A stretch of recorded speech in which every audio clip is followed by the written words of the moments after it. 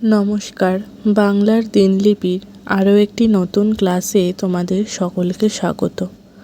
আজ আমরা পড়ব পশ্চিমবঙ্গ মধ্যশিক্ষা পর্ষদের দ্বাদশ শ্রেণীর তৃতীয় সেমিস্টার সিলেবাসে অন্তর্ভুক্ত প্রথম গল্প আদরিণী।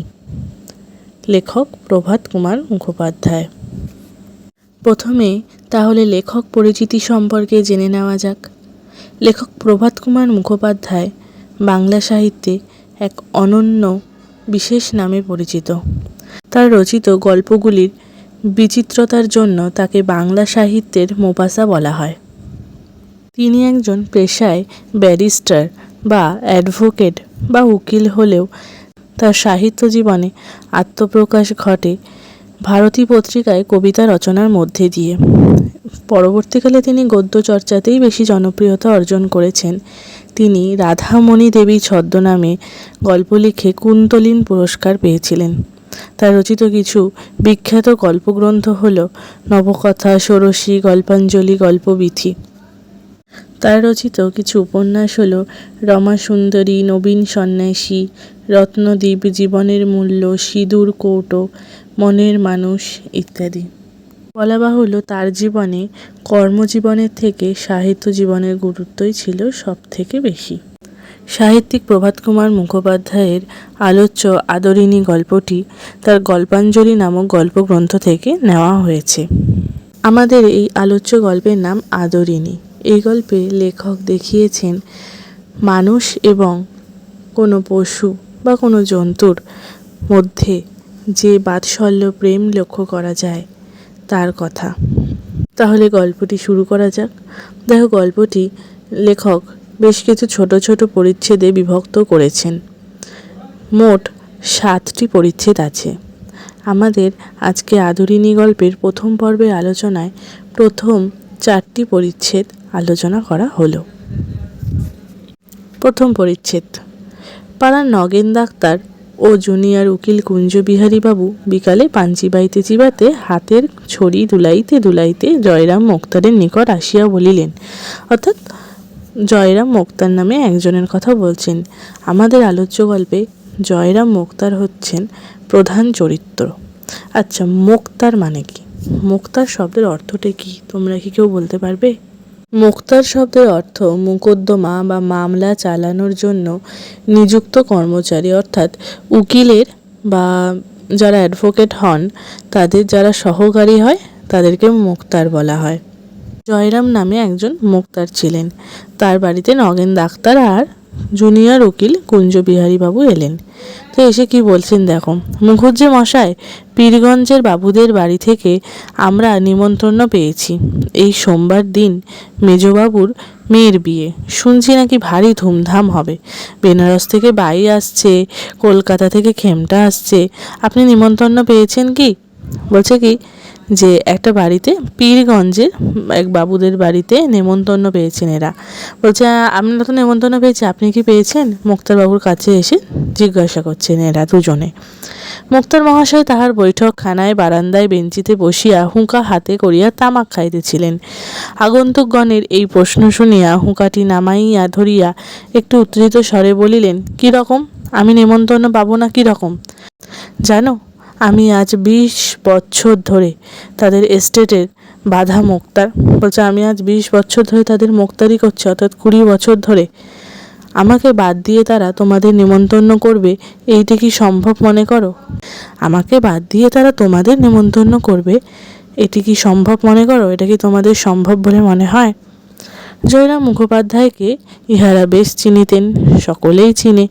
অতি অল্প কারণে তাহার তীব্র অভিমান উপস্থিত হয়। অথচ হৃদয়খানি স্নেহে, বন্ধু বাৎসল্যে কুসুমের মতো কোমল। ইহা যে তাহার সঙ্গে কোনো দিনও ব্যবহার করিয়াছে সেই জানে।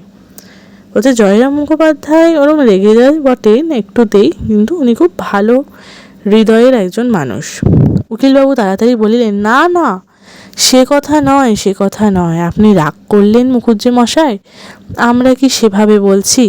এ জেলার মধ্যে এমন কে বিষয়ী লোক আছে যে আপনার কাছে উপকৃত নয়, আপনার খাতির না করে? আমাদের জিজ্ঞাসা করবার তাৎপর্য এই ছিল যে আপনি সেদিন পীরগঞ্জে যাবেন কি? বলছে না না, আমরা আপনাকে অপমান করছি না, বা এই জেলায় বা ওদের ওইখানকার এলাকায় এই জেলার এমন কেউ নেই যে আপনার কাছে উপকার পায়নি। আমরা শুধু বলছি যে আপনি যাবেন কি বীরগঞ্জে? মুখোপাধ্যায় নরম হইলেন, বলিলেন, ভায়ারা বসো বলিয়া সম্মুখস্থ আর একখানি বেঞ্চ দেখাইয়া দিলেন। উভয়ে উপবেশন করিলে বলিলেন, পীরগঞ্জে গিয়ে নেমন্তন্ন রক্ষা করা আমার পক্ষে একটু কঠিন বটে। সোম মঙ্গল 2 দিন কাছারি কামাই হয়, অথচ না গেলে তারা ভারী মনে দুঃখিত হবে। তোমরা যাচ্ছ? বলছে, আমি তো গেলে আমার 2 দিন কাছারি কামাই হয়ে যাবে, অথচ না গেলেও ওরা রাগ করবে। আচ্ছা, এখানে কাছারি বলেছে, যে কাছারি শব্দের অর্থ কি? কাছারি শব্দের অর্থ যেখানে বিচার হয়, অর্থাৎ বিচারালয় বা কোর্ট বলতে পারি আমরা। কোর্টেই তো বিচার হয় না। আর দেখো, নগেন্দ্রবাবু বলিলেন, যাবার তো খুবই ইচ্ছে, কিন্তু অত দূর যাওয়া তো সোজা নয়। ঘোড়ার গাড়ির পথ নেই, গরুর গাড়ি করে যেতে হলে যেতে 2 দিন, আসতে 2 দিন। পালকি করে যাওয়া, সেও জোগাড় হওয়া মুশকিল। আমরা দুজনে তাই পরামর্শ করলাম, যাই মুখুজ্জে মশাইকে গিয়ে জিজ্ঞাসা করি। তিনি যদি যান, নিশ্চয়ই রাজবাড়ি থেকে একটা হাতি টাতি আনিয়ে নেবেন। এখন আমরা দুজনেও তার সঙ্গে সেই হাতিতে দিব্যি আরামে যেতে পারবো। অর্থাৎ তারা মুখুজ্জে মহাশয়ের কাছে এসছেন যে যদি মুখুজ্জে মশাই যান, তবে সেখানকার যে রাজবাড়ি রয়েছে সেই রাজবাড়ির সঙ্গে মুখুজ্জে মশাই অর্থাৎ জয়রাম মোক্তারের ভালোই আলাপ রয়েছে, আলাপ পরিচয় রয়েছে। তো তিনি হয়তো সেখান থেকে কোনো হাতির ব্যবস্থা করতে পারবেন, কারণ আগেকার দিনের মানুষেরা বেশিরভাগই পায়ে হেঁটেই যাতায়াত করতো। আর না হলে এই তো অপশানগুলো দেওয়াই আছে, ঘোড়ার গাড়ি, গরুর গাড়ি, না হলে হাতি, আর না হলে হচ্ছে পা। কারণ জলপথ আগেকার দিনে অনেক দূরে ছিল, আর স্থলপথে কোনো যানবাহন চলতো না। তো দেখো, তাই মুখুজ্জে মহাশয় যদি যায়, তাহলে রাজবাড়ি থেকে তো একটা হাতির ব্যবস্থা করতে পারবেন, তাই জন্য এনারা বলতে এসেছিলেন। এবার দেখো, মোক্তার মহাশয় স্মিত মুখে বলিলেন, এই কথা? তার জন্যে আর ভাবনা কি ভাই? মহারাজ নরেশচন্দ্র তো আমার আজকের মক্কেল নন, ওর বাপের আমল থেকে আমি ওদের মোক্তার। আমি কাল সকালেই রাজবাড়িতে চিঠি লিখে পাঠাচ্ছি, সন্ধে নাগাদ হাতি এসে যাবে। এখন এই ব্যাপার, আমি মহারাজ নরেশচন্দ্রকে এক্ষুনি চিঠি লিখে দিচ্ছি, সন্ধ্যের মধ্যেই হাতি চলে আসবে। কুঞ্জবাবু বলিলেন, দেখলে হে ডাক্তার, আমি তো বলেইছিলাম। অত ভাবছো কেন? মুখুজ্জে মশাইয়ের কাছে গেলেই একটা উপায় হয়ে যাবে। তা মুখুজ্জে মশাই, আপনাকেও কিন্তু আমাদের সঙ্গে যেতে হবে, না গেলে ছাড়ছি নে। মুখুজ্জে মশাই বলছেন, দেখো, যাবো বই কি ভায়া, আমিও যাব, তবে আমার তো ভাই খ্যামটা শোনবার বয়স নেই। তোমরা শোনো, আমি মাথায় এক পগ্গ বেঁধে একটি থেলো হুকো হাতে করে লোকজনের অভ্যর্থনা করব। পগ্গ মানে কি? পগ্গ মানে হচ্ছে পাগড়ি, পাগড়ির মানে পাগড়ির মতো এমন কিছু মাথায় বাঁধবে আর কি, পাগড়ির মতো পড়বে। আর তোমরা বসে শুনবে, পেয়ালা মুঝে ভর দে, কেমন? বলিয়া মুখোপাধ্যায় মহাশয় হা হা করিয়া হাসিতে লাগিলেন, ওদের সাথে একটু মজা মস্করা করলেন। এবার দেখো দ্বিতীয় পরিচ্ছেদ। পরদিন রবিবার। এদিন প্রভাতে আহ্নিক পূজাটা মুখুজ্জে মহাশয় একটু ঘটা করিয়াই করেন। আহ্নিক মানে হচ্ছে দেবতার নিত্য বন্দনা করা। দেখো, বেলা 9টার সময় পূজা সমাপন করিয়া জল যোগান্তে বৈঠকখানায় আসিয়া বসিলেন। অনেকগুলি মক্কেল উপস্থিত ছিল, তাহাদের সহিত কথাবার্তা কহিতে লাগিলেন। হঠাৎ সেই হাতির কথা মনে পড়িয়া গেল। তখন কাগজ কলম লইয়া চশমাটি পরিয়া লিখতে বসলেন। দেখো কি লিখলেন, প্রবল প্রতাপান্বিত শ্রীল শ্রী মন মহারাজ শ্রী নরেশচন্দ্র রায় চৌধুরী বাহাদুর আশ্রিত জনপ্রতিপালকেশু, অর্থাৎ মহাপরাক্রান্ত শ্রীল অর্থাৎ শ্রীমান শ্রী নরেশচন্দ্র রায় চৌধুরী সাহসী, যিনি আশ্রয় দান করেছেন, যিনি তাকে আশ্রয় দিয়েছেন, তার কাছে তিনি চিঠিটা লিখছেন। কি লিখছেন? 2-3 দিনের জন্য একটি সুশীল ও সুবোধ হস্তি প্রার্থনা করিয়া পত্র লিখিলেন। পূর্বেও আবশ্যক হইলে তিনি কতবার এইরূপ মহারাজের হস্তি আনাইয়া লইয়াছেন। একজন ভৃত্যকে ডাকিয়া পত্রখানি লইয়া যাইতে আজ্ঞা দিয়া মোক্তার মহাশয় আবার মক্কেলগণের সহিত কথোপকথনে প্রবৃত্ত হইলেন। তো তার কাছে কিছু মক্কেল এসেছিল, তাদের সঙ্গে কথা বলতে বলতে চিঠিটা লিখে দিয়ে দিল। শ্রীযুক্ত জয়রাম মুখোপাধ্যায়ের বয়স এখন 50 পার হইয়াছে। 50 পার হয়েছে মানে 55, 50 কথার অর্থ হচ্ছে 55, তাহলে 55 বয়স তার পেরিয়ে গেছে। দেখো মানুষটি লম্বা ছাদে, রংটি আর একটু পরিষ্কার হইলেই গৌরবর্ণ বলা যাইতে পারে, অর্থাৎ শ্যামবর্ণ তিনি। গোপগুলি মোটা মোটা, কাঁচায় পাকায় মিশ্রিত, মাথার সম্মুখ ভাগে টাক আছে, চক্ষু দুইটি বড় বড়, ভাসা ভাসা। তাহার হৃদয়ের কোমলতা যেন হৃদয় ছাপাইয়া এই চোখ দুটি দিয়া উছলিয়া পড়িতেছে, অর্থাৎ তার চোখের দৃষ্টি খুবই উদ্বেল, খুবই উচ্ছ্বসিত, খুবই করুণ। ইহার আদিবাস যশোর জেলায়। এবার লেখক দেখে এখানে এই জয়রাম মুক্তারটা কে তার পরিচয় দিচ্ছেন। তার আদিবাস ছিল যশোর জেলা, যেটা বর্তমানে বাংলাদেশে অবস্থিত। এখানে যখন প্রথম মুক্তারি করিতে আসেন, অর্থাৎ সেই উকিলের কর্মচারী হিসাবে কাজ করতে আসেন, তখন এদিকে রেল খোলে নাই, অর্থাৎ রেলের রাস্তা তখন হয়নি। পদ্মা পার হইয়া কতক নৌকা পথে, কতক গরুর গাড়িতে, কতক পদব্রজে, পদব্রজে অর্থাৎ পায়ে হেঁটে আসিতে হইয়াছিল। সঙ্গে কেবলমাত্র একটি ক্যাম্বিসের ব্যাগ এবং একটি পেতলের ঘটি ছিল। তার একটা ছিল ক্যাম্বিসের ব্যাগ আর একটা পেতলের ঘটি, যখন যশোর জেলা থেকে এই বর্তমান যে জেলায় রয়েছেন সে জেলায় এসছেন। সহায় সম্পত্তি কিছুই ছিল না। মাসিক 13 শিকায় একটি বাসা ভাড়া লইয়া নিজ হাতে রাঁধিয়া খাইয়া মুক্তারি ব্যবসা আরম্ভ করিয়া দেন। এখন সেই জয়রাম মুখোপাধ্যায় পাকা দালান কোঠা করিয়াছেন। পাকা দালান কোঠা মানে কি? পাকা বাড়ি, ঠিক আছে।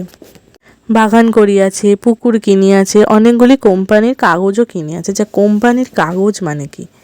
কোম্পানির কাগজ মানে হচ্ছে শেয়ার কেনার কাগজপত্র বা শংসাপত্র, মানে ইংরেজ কোম্পানি থেকে শেয়ার কেনার যে বিভিন্ন শংসাপত্র হতো সেইগুলো।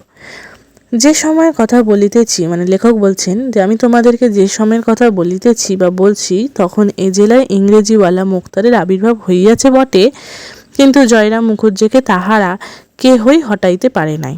তখনও ইনি এ জেলার প্রধান মুক্তার বলিয়া গণ্য। অর্থাৎ যখন লেখক বলছেন তখন কিন্তু এদেশে ইংরেজদের স্থান পাকা হয়ে এসছে প্রায়, এদেশে ইংরেজরা এদেশটাকে কবজা করে নিয়েইছে প্রায়।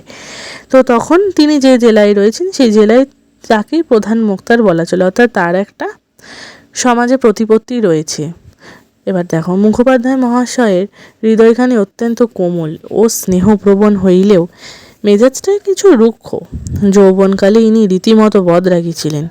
এখন রক্ত অনেকটা ঠান্ডা হইয়া আসিয়াছে। সেকালে হাকিমের একটু অত্যাচার করিলেই মুখুজ্জে মহাশয় রাগিয়া চেঁচাইয়া অনর্থপাত করিয়া তুলিতেন। হাকিমদের সঙ্গে একটুখানি অবিচার বা অত্যাচার হলেই সে প্রচুর চিৎকার চেঁচামেচি করত। দেখো বলছেন, একদিন এজলাসে এক ডেপুটির সহিত ইহার বিলক্ষণ বচসা হইয়া যায়। এজলাস মানে কোথায়? আদালত বা বিচারালয়তে বা কোর্টে। বিকালে বাড়ি আসিয়া দেখিলেন তাহার মঙ্গলা গাই একটি এড়ে বাছুর প্রসব করিয়াছে। আচ্ছা বলো তো, মঙ্গলা গাইয়ের কথা তোমরা এর আগে কোন টেক্সটে পড়েছো ক্লাস 11-12 মধ্যে? আমাকে কমেন্ট করে অবশ্যই জানাবে। যাই হোক, দেখো তখন আদর করিয়া উক্ত ডেপুটিবাবুর নামে বাছুরটির নামকরণ করিলেন। অর্থাৎ আগের দিন এজলাসে একটা ডেপুটির সঙ্গে প্রচুর বচসা হয়েছিল, অর্থাৎ ঝগড়া হয়ে গিয়েছিল কোনো একটা কারণে। তো বাড়ি ফিরে যখন দেখছেন যে তার মঙ্গলা গায়ে এঁড়ে বাছুর দিয়েছে, জন্ম দিয়েছে, তখনই ওই ডেপুটিবাবুর নামকরণ করে দেয় সেই বাছুরটির। ডেপুটিবাবু লোক পরস্পরায় ক্রমে এ কথা শুনিয়াছিলেন এবং বলা বাহুল্য নিতান্ত প্রীতিলাভ করেন নাই। স্বাভাবিক, কেউ তো ভালো মনে করবেই না। আর একবার কি হয়েছিল, এক ডেপুটির সম্মুখে মুখুজ্জে মহাশয় আইনের তর্ক করিতেছিলেন, কিন্তু হাকিম কিছুতেই ইহার কথায় সায় দিতেছিলেন না। অবশেষে রাগের মাথায় জয়রাম বলিয়া বসিলেন, আমার স্ত্রী যতটুকু আইন জ্ঞান আছে হুজুরের তাও নেই দেখছি। মানে আরেক ডেপুটির সঙ্গে আইনের কোনো একটা বিষয় নিয়ে তর্ক হচ্ছিল, তখন সে এরকম একটা তার স্ত্রীর সঙ্গে তার সেই ডেপুটি ম্যাজিস্ট্রেটের তুলনা করে ফেলেছে। সেদিন আদালত অবমাননার জন্য মুক্তার মহাশয়ের 5 টাকা জরিমানা হইয়াছিল। এই আদেশের বিরুদ্ধে তিনি হাইকোর্ট অবধি লড়িয়াছিলেন। সর্বশুদ্ধ 1700 টাকা ব্যয় করিয়া এই 5টা টাকা জরিমানা হুকুম রহিত করিয়াছিলেন। দেখো, 5 টাকা জরিমানা দেবে না বলে সে 1700 টাকা ব্যয় করেছিল। এই ছোট ছোট ব্যাপারগুলো তোমরা একটু মাথায় রাখবে। এবার দেখো, মুখোপাধ্যায় যখন অনেক টাকা উপার্জন করিতেন তেমনি তাহার ব্যয়ও যথেষ্ট ছিল। তিনি অকাতরে অন্নদান করিতেন। অত্যাচারিত উৎপীড়িত গরিব লোকের মোকদ্দমা তিনি কত সময় বিনা ফিসে এমনকি নিজে অর্থ ব্যয় পর্যন্ত করে চালাইয়া দিয়াছেন।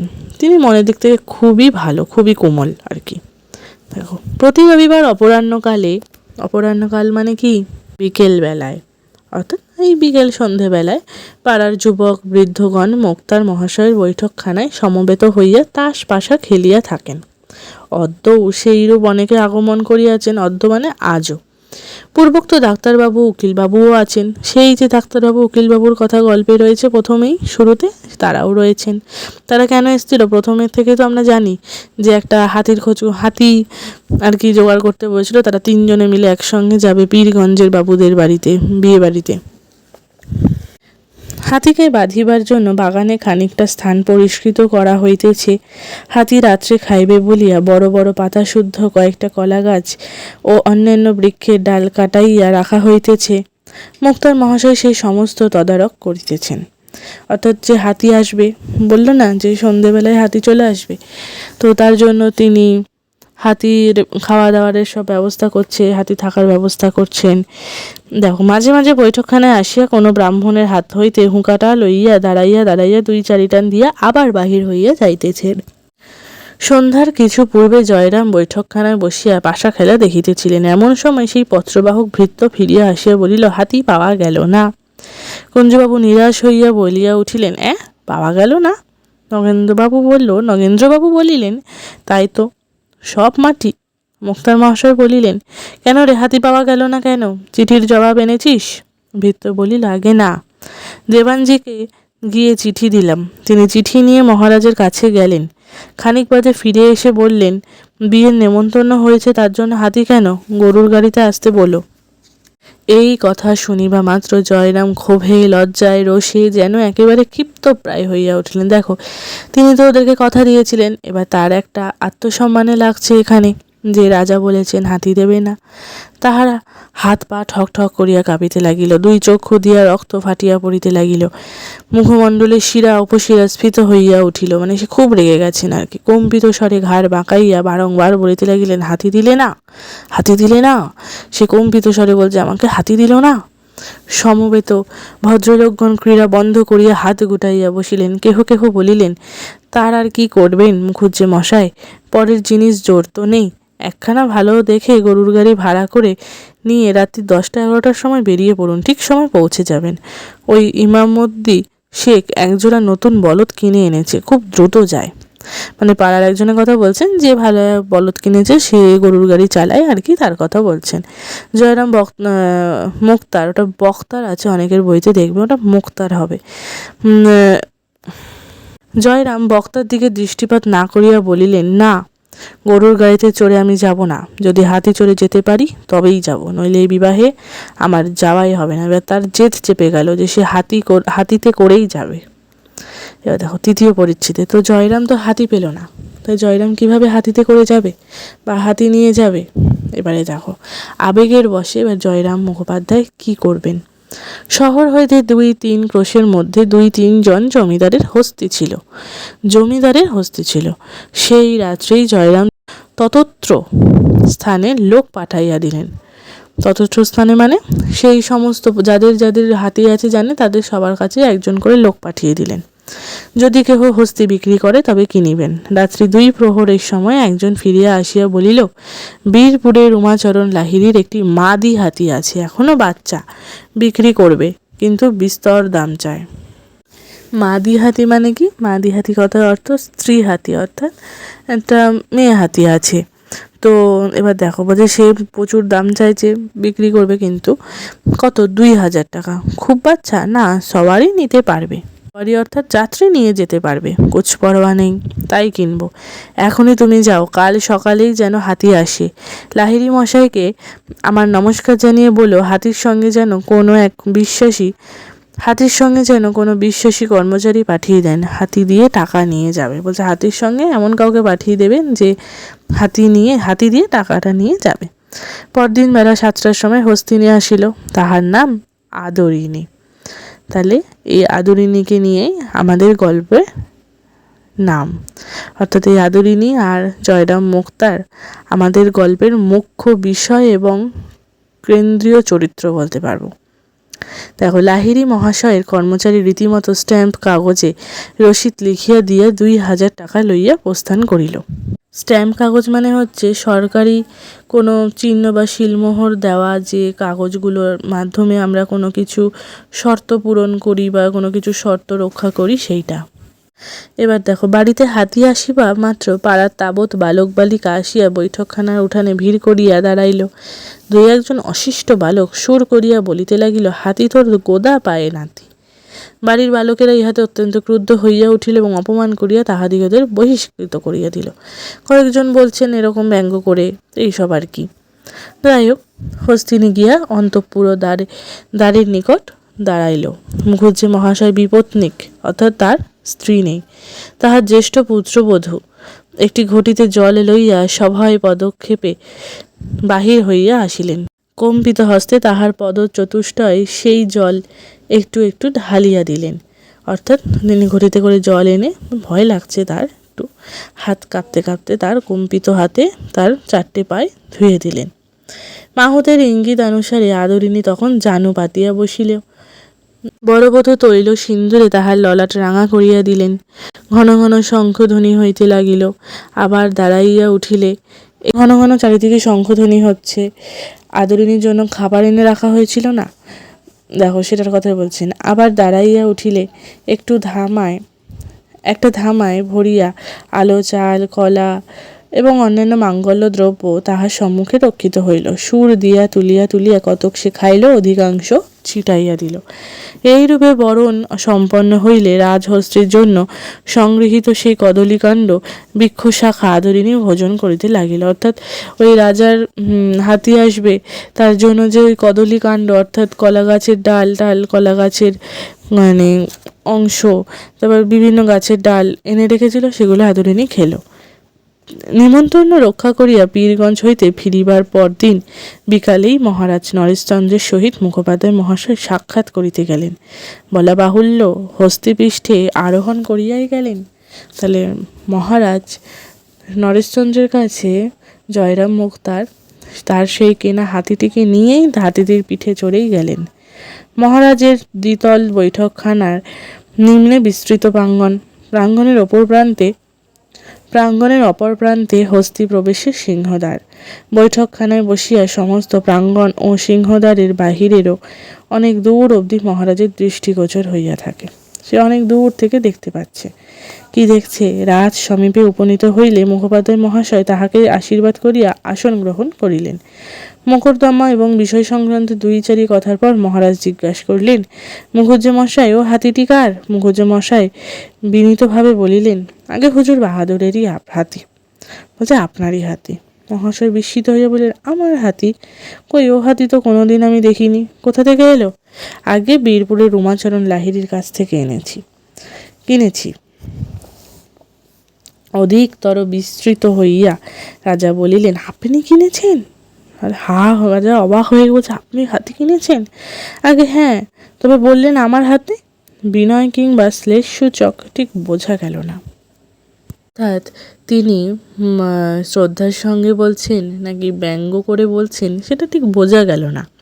একটু মৃদু হাস্য করিয়া জয়রাম বলিলেন, যখন হুজুর বাহাদুরের দ্বারাই প্রতিপালন হচ্ছি আমি যখন আপনার, তখন ও হাতি আপনার বই আর কার? সন্ধ্যার পর গৃহে ফিরিয়া বৈঠকখানায় বসিয়া সমবেত বন্ধু মণ্ডলীর নিকট মুখোপাধ্যায় এই কাহিনী সবিস্তারে বিবৃত করিলেন। অর্থাৎ তিনি যে রাজার কাছে গেলেন, গিয়ে রাজাকে বললেন, তিনি তার এই কথাগুলো তার সন্ধেবেলায় যে পাড়ার আড্ডা বসে ছেলেদের, সেখানে বললেন। হৃদয় হইতে সমস্ত ক্ষোভ লজ্জা আজ তাহার মুছিয়া গেল। কয়েকদিন পরে আজ তাহার সুনিদ্রা হইল। অর্থাৎ অনেকদিন পর যেন তিনি নিশ্চিন্তে রাত্রিবেলা ঘুমাতে পারলেন। এবার দেখো 4র্থ পরিচ্ছেদ। উল্লেখিত ঘটনার পর সুদীর্ঘ 5টি বৎসর অতীত হইয়াছে। এই 5 বৎসরে মুক্তার মহাশয়ের অবস্থার অনেক পরিবর্তন হইয়াছে। অর্থাৎ এই ঘটনার হাতি কেনার 5 বছর পর এবার লেখক বলছেন, 5 বছরের পরের কথা বলছেন। এখানে মুক্তার মহাশয়ের অনেক জীবনে অনেক পরিবর্তন এসছে, তার অবস্থার অনেক পরিবর্তন এসছে, তার বয়সও বেড়েছে। দেখো লেখক কি বলছেন। নতুন নিয়মে পাশ করা শিক্ষিত মুক্তারে জেলা কোর্ট ভরিয়া গিয়াছে। শিথিল নিয়মের আইন ব্যবসায়ী আর কদর নাই। ক্রমে ক্রমে মুখোপাধ্যায় মহাশয়ের আয় কমিতে লাগিল। পূর্বে যত উপার্জন করিতেন এখন তাহার অর্ধেক হয় কিনা সন্দেহ। অর্থাৎ জেলা কোর্টে এখন শিক্ষিত মুক্তার ভরে গেছে, সব শিথিল নিয়ম আর চলে না, সব জায়গায় এখন ইংরেজি জানা নতুন মুক্তার নতুন উকিল ভালো ভালো, তার বয়সও বেড়ে গেছে। দেখো লেখা আছে, পূর্বে যত উপার্জন করিতেন এখন তাহার অর্ধেক হয় কিনা সন্দেহ। তিনি আগে যা রোজগার করতেন এখন তার অর্ধেকটাও হয় না। অথচ ব্যয় প্রতি বছর বর্ধিত হইতেছে, প্রতি বছর ব্যয় বেড়েই চলেছে। তাহার 3টি পুত্র, প্রথম 2টি মূর্খ, তার প্রথম 2 ছেলে মূর্খ, বংশবৃদ্ধি ছাড়া আর কোনো কর্ম করিবার যোগ্য নয়, অযোগ্য ছেলে। কনিষ্ঠ পুত্রটি কলিকাতায় পড়িতেছে, সেটি যদি কালক্রমে মানুষ হয় এইমাত্র ভরসা। ব্যবসায়ের প্রতি মুখোপাধ্যায়ের আর সে অনুরাগ নাই, বড় বিরক্ত হইয়া উঠিয়াছেন। মুখোপাধ্যায়ের ব্যবসার প্রতি আর কোনো ভালোবাসা নেই, সে প্রায় বিরক্ত ব্যবসার জন্য। ছোকরা মুক্তারগণ যাহাদিগকে একসময় উলঙ্গাবস্থায় পথে খেলা করিতে দেখিয়াছেন তাহারা এখন শ্যামলা মাথায় দিয়া, শ্যামলা অর্থাৎ উকিলের পাগড়ি, আগে উকিলরা যে পাগড়ি পরতো সেই উকিলের পাগড়িকে শ্যামলা বলতো। দেখো বলছে শ্যামলা মাথায় দিয়া মুখোপাধ্যায় পাগড়ি বাঁধিতেন, সেকালে মুক্তারগণ শ্যামলা ব্যবহার করিতেন না। যাই হোক, তাহার প্রতিপক্ষে দাঁড়াইয়া চোখ মুখ ঘুরাইয়া ফরফর করিয়া ইংরেজিতে হাকিমকে কি বলিতে থাকে। তিনি কিছুই বুঝিতে পারেন না। পার্শ্বস্থিত ইংরেজি জানা জুনিয়রকে জিজ্ঞাসা করেন, উনি কি বলছেন। জুনিয়র তর্জমা করিয়া তাহাকে বুঝাইতে বুঝাইতে অন্য প্রসঙ্গ উপস্থিত হয়। মুখের জবাব মুখেই রহিয়া যায়। নিষ্ফল রোষে তিনি ফুলিতে থাকেন। তার রাগ হয়ে যায়, আর তো সব ইংরেজিতে কথাবার্তা হয়, তিনি তো ইংরেজি অত বোঝেনই না। এবার দেখো, তাছাড়া পূর্বে হাকিমগণ মুখুজ্জে মহাশয়কে যেরূপ শ্রদ্ধার চোখে দেখিতেন, এখনকার নব্য হাকিমগণ আর তাহা করেন না, সে প্রায় শ্রদ্ধাটুকুও পায় না। ইহাদের যেন বিশ্বাস যে ইংরেজি জানে না সে মনুষ্য পদবাচ্যই নহে, অর্থাৎ যে ইংরেজি জানে না সে মানুষ নামক পদের অধিকারীই হতে পারে না। এই সকল কারণে স্থির করিয়াছেন কর্ম হইতে এখন অবসর গ্রহণ করাই শ্রেয়। তিনি ভেবেছেন তিনি আর কাজটাজ করবেন না, তিনি মুক্তারগিরি ছেড়ে দেবেন, অবসর নিয়ে নেবেন। তিনি যাহা সঞ্চয় করিয়াছেন তাহার সুদ হইতে কোনো রকমের সংসার যাত্রা নির্বাহ করিবেন। প্রায় 60 বৎসর বয়স হইল, চিরকালে কি খাটিবেন? বিশ্রামের সময় কি হয় নাই? বড় ছেলেটি যদি মানুষ হইত, 2 টাকা যদি রোজগার করিতে পারিত, তাহা হইলে এতদিন কোন কালে মুখোপাধ্যায় মহাশয় অবসর লইতেন, বাড়িতে বসিয়া হরি নাম করিতেন। কিন্তু আর বেশি দিন চলে না। তথাপি আজই কালি করিয়া আরও 1 বছর কাটিয়া গেল। আজকাল করে আরও 1 বছর কেটে গেল। এই সময় দায়রায় একটি খুনি মোকদ্দমা উপস্থিত হইল। দায়রা বলতে বোঝায় উচ্চ ফৌজদারি আদালত। সেখানে একটা খুনির মোকদ্দমা উপস্থিত হলো। সেই মোকদ্দমার আসামি জয়রাম মুখোপাধ্যায়কে নিজ মোক্তার নিযুক্ত করিল। একজন নূতন ইংরেজ জজ আসিয়াছেন, তাহারই এজলাসে বিচার, অর্থাৎ একজন ইংরেজ জজ সাহেবের সামনেই বিচারটা হবে। 3 দিন যাবৎ মোকদ্দমা চলিল। অবশেষে মুক্তার মহাশয় উঠিয়া জজ সাহেব বাহাদুর ও এসএসআর মহোদয়গণ বলিয়া বক্তৃতা আরম্ভ করিলেন। বক্তৃতা শেষে এসএসআরগণ মুখোপাধ্যায়ের মক্কেলকে নির্দোষ সাব্যস্ত করিলেন। জজ সাহেবও তাহাদের অভিমত স্বীকার করিয়া আসামিকে অব্যাহতি দিলেন। জজ সাহেবকে সেলাম করিয়া মুক্তার মহাশয় নিজ কাগজপত্র বাঁধিতেছেন। এমন সময় জজ সাহেব পেশকারকে জিজ্ঞেস করিলেন, এ উকিলটির নাম কি? পেশকার হচ্ছে বিচারকের সামনে যারা কাগজপত্র ঠিক করে না, তাদের যে সমস্ত কর্মচারী কাগজপত্র ঠিক করেন তাদেরকে বলছেন যে উকিলটির নাম কি? বলছেন, পেশকার বলিল, উহার নাম জয়রাম মুখার্জি। উনি উকিল নহেন, মুক্তার। বলছে উনি উকিল নন, উনি মুক্তার। প্রসন্ন হাস্যে শহীদ জজ সাহেব জয়রামের প্রতি চাহিয়া বললেন, আপনি মুক্তার? জয়রাম বললেন, হ্যাঁ হুজুর, আমি আপনার তাবেদার। তাবেদার কথার অর্থ হচ্ছে সেবক। জজ সাহেব পূর্ববৎ বলিলেন, আপনি মোক্তার, আমি মনে করিয়াছিলাম আপনি উকিল। যেরূপ দক্ষতার সহিত আপনি মোকদ্দমা চালাইয়াছেন, আমি ভাবিয়াছিলাম আপনি এখানকার একজন ভালো উকিল। আমি ভেবেছিলাম আপনি এখানকার একজন খুব ভালো উকিল, যেভাবে আপনি মোকদ্দমাটা করলেন। এই কথাগুলি শুনিয়া মুখোপাধ্যায় সেই ডাগর চক্ষু দুটি জলে পূর্ণ হইয়া গেল। হাত দুটি জোর করিয়া কম্পিত কণ্ঠে বলিলেন, না হুজুর, আমি উকিল নহি, আমি একজন মোক্তার মাত্র, তাও সেকালের শিথিল নিয়মের একজন মূর্খ মোক্তার। ইংরেজি জানি না হুজুর। আপনি আজ আমার যে প্রশংসা করলেন, আমি জীবনের শেষ দিন অবধি তাহা ভুলিতে পারিব না। এ বুড়া ব্রাহ্মণ আশীর্বাদ করিতেছে, এবার আমি তোমাদের আশীর্বাদ করছি, হুজুর হাইকোর্টের জজ হন, আপনি হাইকোর্টের জজ হন। বলিয়া ঝুঁকিয়া সেলাম করিয়া মোক্তার মহাশয় এজলাস হইতে বাহির হইয়া আসিলেন। তিনি এজলাস থেকে বেরিয়ে গেলেন। ইহার পর আর তিনি কাছারি যান নাই। আমাদের আদরিণী গল্পের প্রথম পর্বের আলোচনা এত পর্যন্তই। আমার এই আলোচনার ক্লাস কেমন লাগছে অবশ্যই জানাবে, আর সেই সঙ্গে ক্লাসটি বন্ধুদের মাঝে শেয়ার করে দিও, এবং এরকম আরও বিষয়ভিত্তিক আলোচনা পেতে হলে চ্যানেলটি লাইক করে সাবস্ক্রাইব করে বেল আইকন প্রেস করে দিও। ধন্যবাদ।